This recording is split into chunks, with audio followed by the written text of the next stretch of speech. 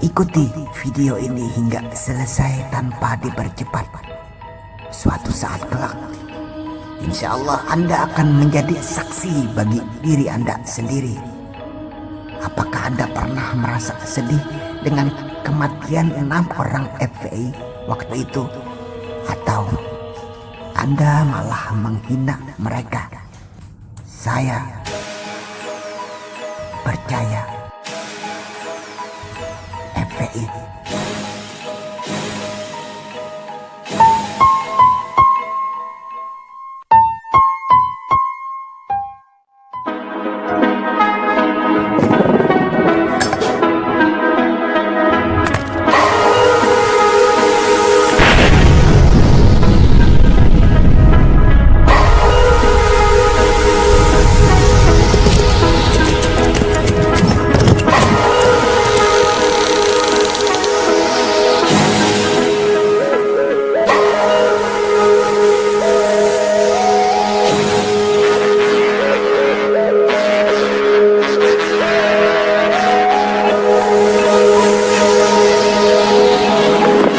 Ketika anggota Polda Metro Jaya mengikuti kendaraan yang diduga adalah pengikut MRS, kendaraan petugas dipepet, lalu kemudian diserang dengan menggunakan senjata api dan senjata tajam sebagaimana yang rekan-rekan lihat di depan ini.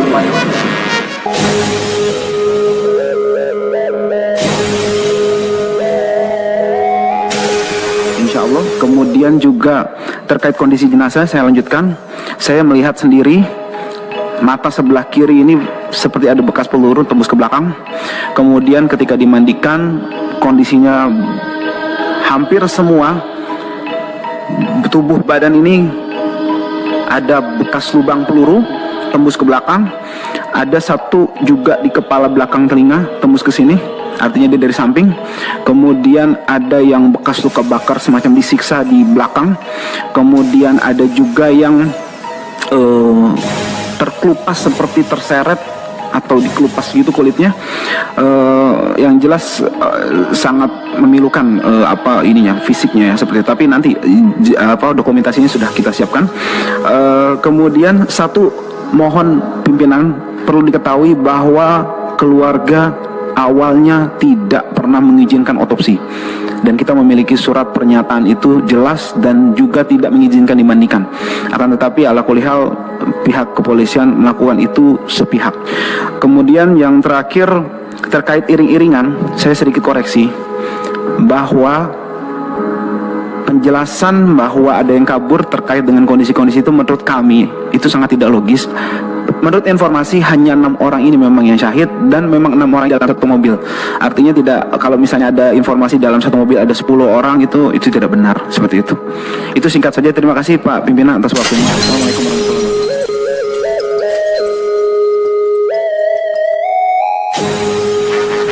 Kondisi jenazah Laskar Syuhada FPI Andi Octavian, 33 tahun, bengkak dan lebam di pipi bagian kiri, luka tembak di mata kiri, 3 luka tembak di dada bagian kiri, kulit bagian punggung melepuh, lecet di bagian kepala sekitar 5 cm, kulit bagian pantat juga melepuh.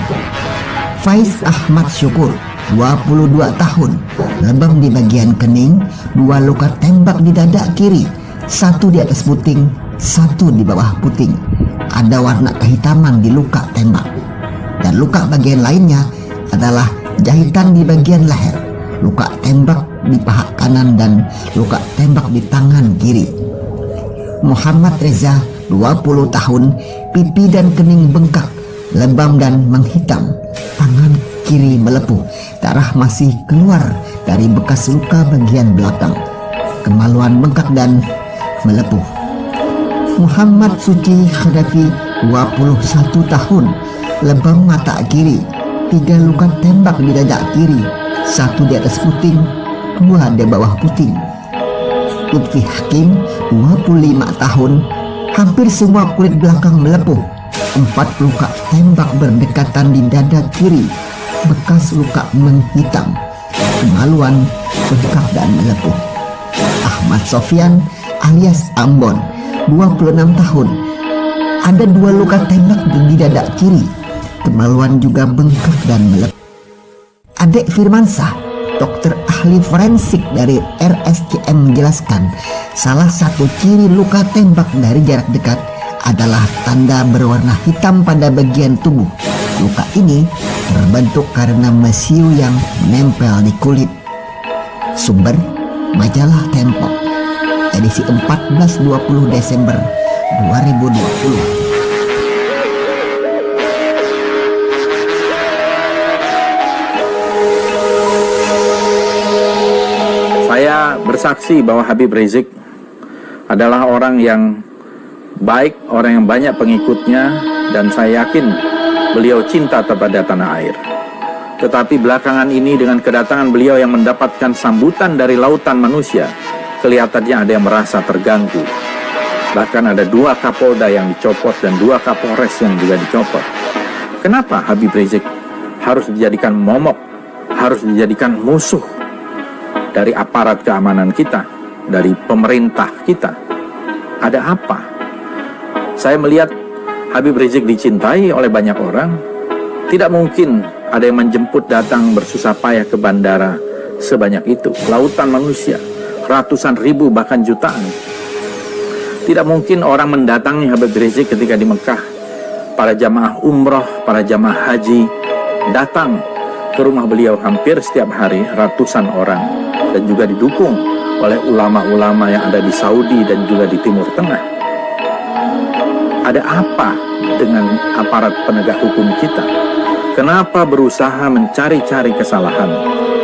Soal kerumunan, sudah jelas ada aturannya, sudah ada denda yang dibayarkan 50 juta. Padahal juga banyak kerumunan-kerumunan lain yang tidak diselidiki oleh aparat kepolisian.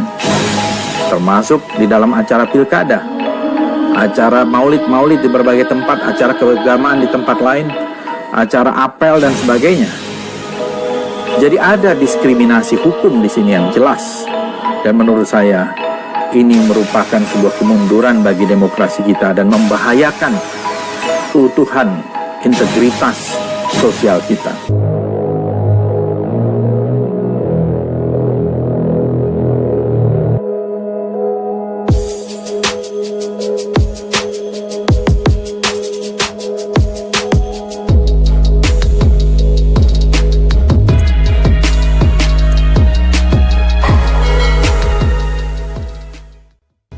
Dia saksi mata. Saksi mata, jadi ada mobil satu dipepet di Palang, maksud dia di Palang, dan di situ polisi banyak banget. Bahkan kata dia sejak sore jam 6 itu sudah banyak polisi. Saya tanya berapa mobil? Mobilnya 10 mobil lebih, dan 3 diantaranya mobil resmi patroli. Dan itu memang dari sore kata udah banyak polisi. Nah ini kejadiannya, kalau kata dia, kita dia tunjuk jarak, saya perkirakan dari posisi dia duduk dengan kejadian sekitar 8 meter. Jadi kalau polisi mengatakan ada baku tembak menembak, sekali lagi si saksi mata tadi yang tidak ingin ditampilkan nama apalagi wajahnya, mengatakan cuma 2 kali, tidak ada tembak-tembakan. Dan dia mengatakan bahwa yang menembak adalah polisi. Orang yang di dalam mobil sama sekali tidak membawa senjata karena tidak melakukan tembakan balasan. Jadi langsung di Malang gitu, dari depan nembak pakai laras panjang. Saya tanya, kamu lihatnya pakai pistol apa laras panjang? Laras panjang. Benar, laras panjang. Jadi saudara, begitu ceritanya.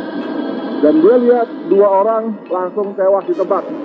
Menurut penglihatan dia yang jaraknya sekitar kurang lebih 8 meter.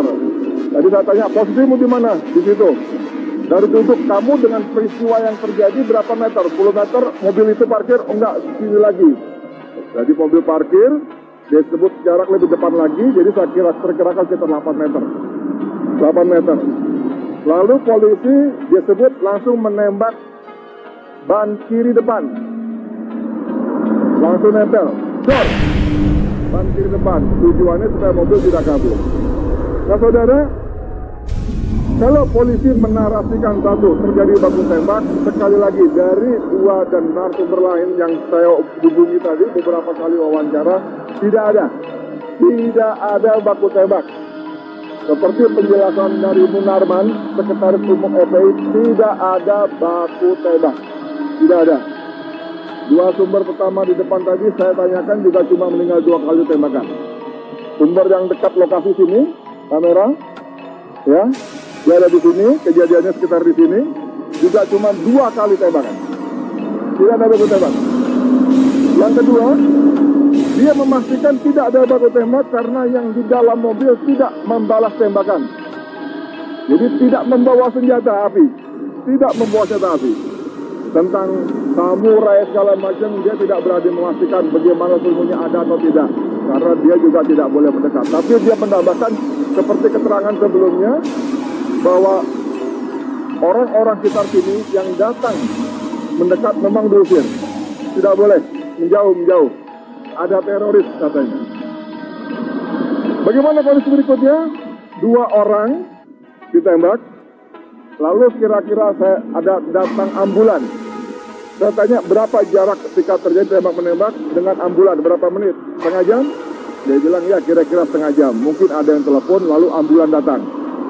2 mayat dibawa keluar, digotong, dibawa pergi ambulan. 4 orang lagi masih hidup, 1 terpinjang-pinjang kakinya, tapi itu juga nggak memastikan apakah kena tembak atau tidak, tapi dikatakan terpinjang-pinjang, itu dipindahkan dengan mobil lain, dibawa pergi entah kemana.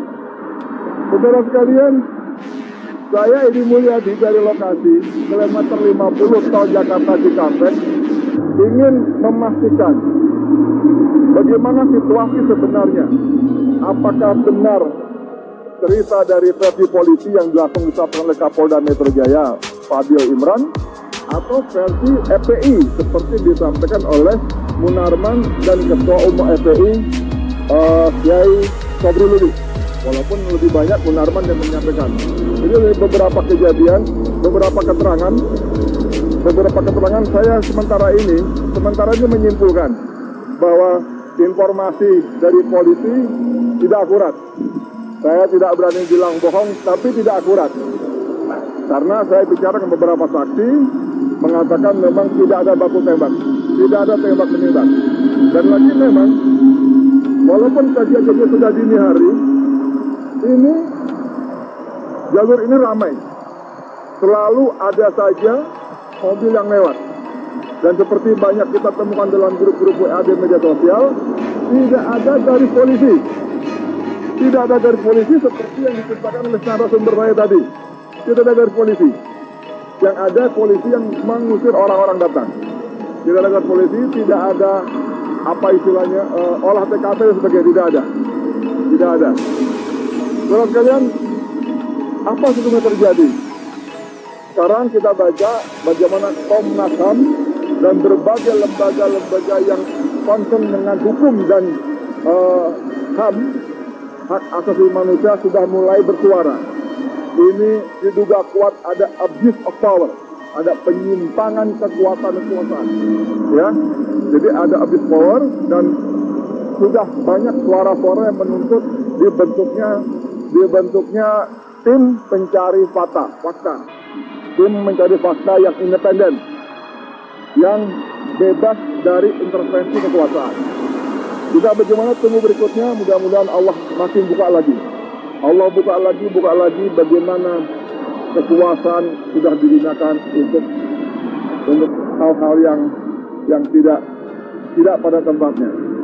Karena kalau dikuntit, harusnya yang menguntit itu tidak ketahuan, harusnya. Tapi ini kalau kemudian mereka menguntit, malah yang ada terjadi pembantaian, pembunuhan.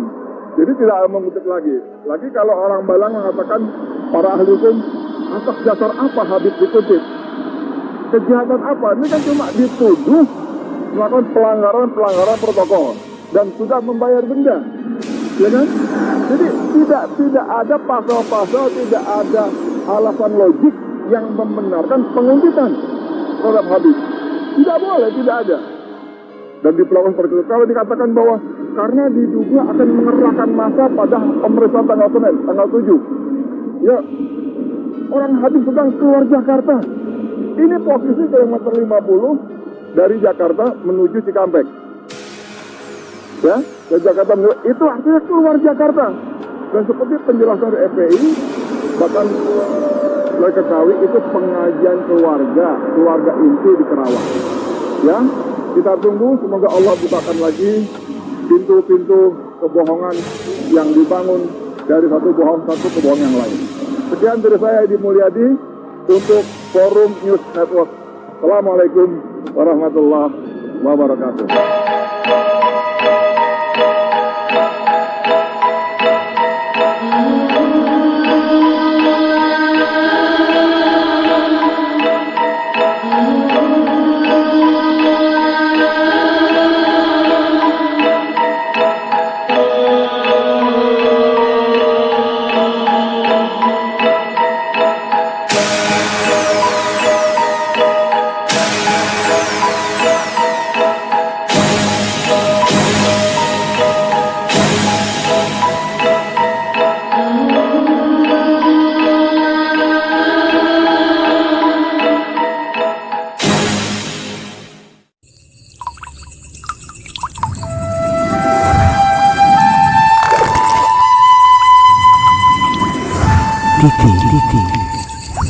Meniti.